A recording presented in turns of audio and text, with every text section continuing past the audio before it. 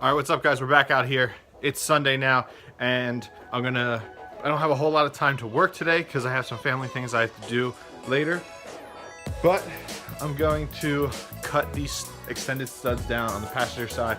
I got some Dremel cut-off wheels this morning at the store, and we're gonna make this spacer fit, tighten up the tie rod end, put the new cotter pin in, make sure that's all good, get this thing back on the ground, and see what kind of time we have next to move on to the next task that I want to complete. All right, so the wind isn't as bad now that we're working on the other side of the car today, but the weather is sunny, so I can't complain.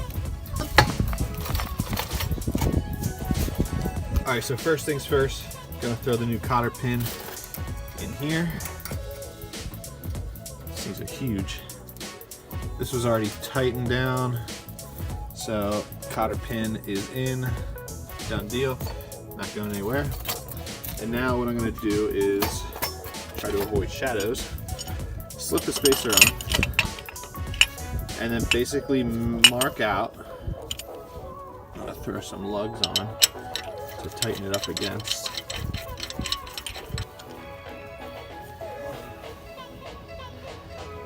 So that shows how much is sticking out. So I'm going straight down.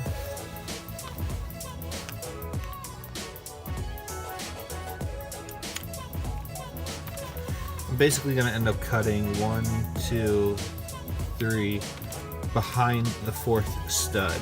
Let's see if it's the same all across the board here. 1, 2, 3, 4. Yep, there you go, behind the 4th stud. Remember to always throw some safety glasses on, just to cover your eyes, even though I already have glasses. But something that won't shatter if something hits it.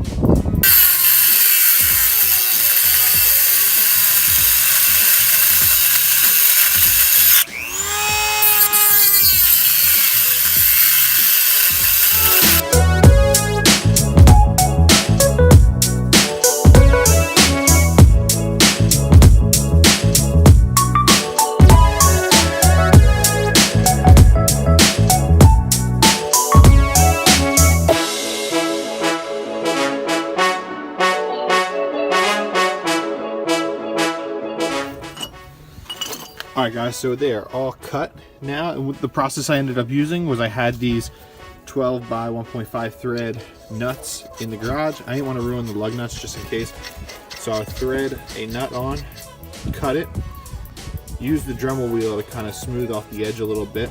Now I'll take the file and kind of just taper off those edges, and I cleaned off all the threads. Now I'll use a socket and back the nut off, and they all came off perfectly fine, just like so.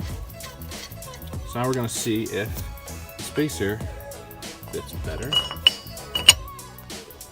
And there you go, with the spacer up against the hub, significantly less studs show.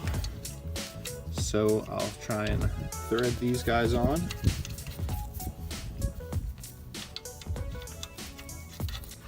Now we're gonna get our gun.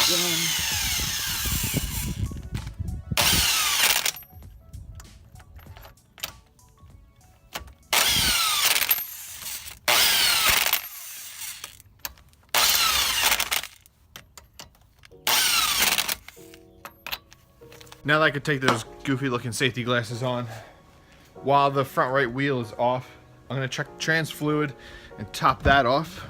So in my trans, I use Pennzoil Synchro Mesh. A lot of the 3S guys like this. A lot of the 3S guys also like the Redline MT90.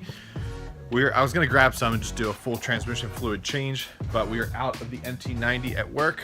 So I already have this bottle of Synchro Mesh, so we're just gonna top off what is already in there, make sure that is good, and then see what we can get into next as far as how much time we have left. So here's the side of the trans. We have the drain plug and we have the fill plug right here. What I'm going to do is, well, I already broke it loose, but I like to use this angled wrench. I get better leverage on it, I feel, than other wrenches. But we broke it loose. There we go. Unscrew it. There we go, there's the fill plug. Now a lot of guys strip these. I think I'm gonna need one soon, but we're still good for right now. And I'm gonna throw the fluid pump into the synchro mesh bottle, screw it on.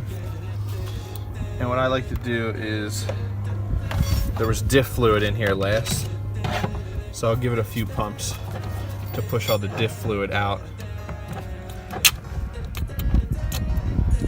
so that we're only putting synchro mesh into the trans. There we go. All right, so that's all synchro mesh.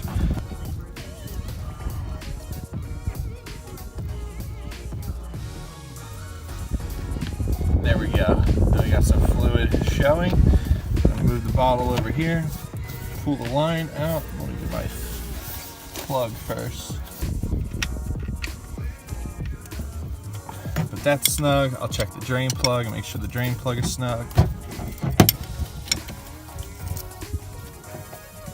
So we got the spacer on, lugs trimmed, trans topped off. The only other thing I'm going to check, I've already checked the oil. The only thing I want to check is going to be the transfer case. We'll do that sometime before the event. And I'll throw you back up here.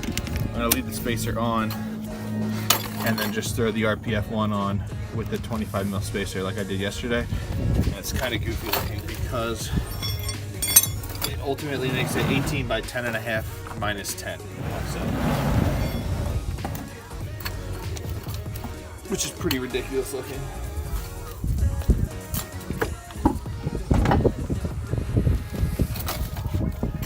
There we go, 18 by 10.5, negative 10.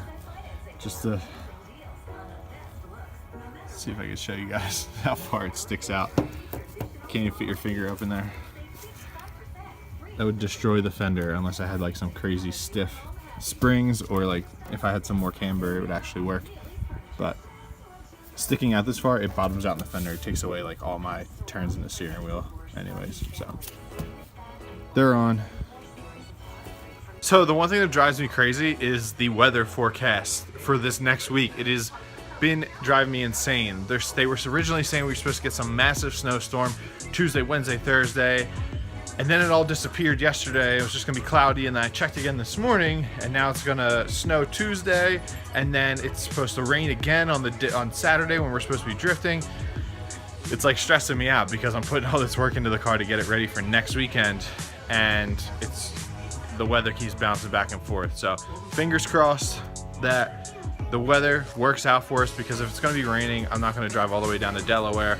It's like a 2-hour drive and go through that whole hassle if it's gonna be like a steady rain. If it's gonna be like a couple showers spread out through the day, I'll still go and drift. I'll barely even use tires if that was the case. But I'm really hoping that the weather either clears up, or it rains in the morning, it's clear in the afternoon, or something like that, because it's gonna be unfortunate not being able to drift next weekend. I will be drifting in 2 weeks at Club Loose. Like, that is signed up for, done deal. I'll drive to Englishtown if it's going to be rainy and still drift. Alright, so now that this is pretty much done, I have a little bit of extra time, so I'm going to bang out an oil change on my sister's Accord. Not something you guys are going to care about seeing. Oh, but I actually want to show you one thing. Scooped up this fresh cooler. So it's a Twisted Tea cooler, which, I mean, I love Twisted Teas, who doesn't? And it looks like a stack of tires, and it's on a cart. So literally you can roll it around like you're pushing a stack of tires. Crack it open. It's this massive cooler. So that's coming with us to the track this summer. I'm gonna wrap it up here today, guys. It was a short one today, and I actually went back to back on videos, which I'm kind of surprised at.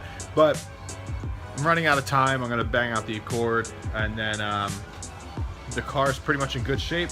I'm gonna try and do one more video this week of just the new wheels, and we'll mount some tires. We'll probably go back to Jeff's, hopefully, maybe, I don't know. We'll see what the week brings us, and then hopefully after that, we'll be drifting. Hopefully, fingers crossed, keep them crossed, because I really want to get to the track.